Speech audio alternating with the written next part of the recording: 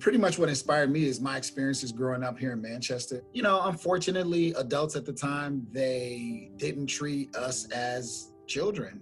They treated us like, hey, you're going to be this drug dealer when you grow up. Or, they never treated us like we had a chance to be a president or we had a chance to be an engineer. Or once I got out of school and I graduated and came back home and, heard names like Kabango Galakalundi and Zubel Iridukunda, and I have a name like Sudi and Jama, I understood what was going to happen to them.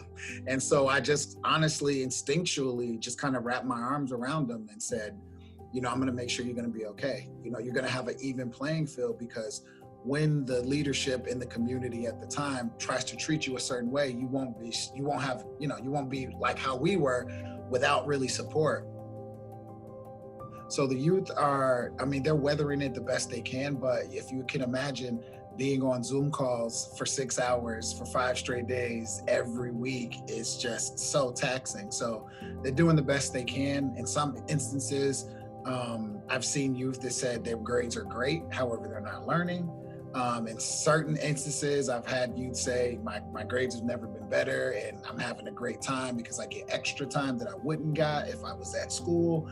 And the most unfortunate circumstances and cases, there's a lot of dropout students that were already struggling in school, and now without the extra support, they don't really see a path for themselves. So it's a wide range in terms of how they're weathering it. And as far as how they will flourish from this, I would honestly say this has probably strengthened my relationships with our students.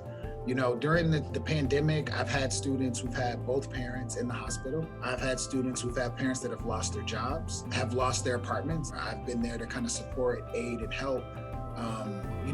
When you need it the most and that person's there and they're dependable, it really, strengthens the bond. So I can say that that's what we've been able to do. We've been able to kind of really merge together a little bit more and become a lot stronger.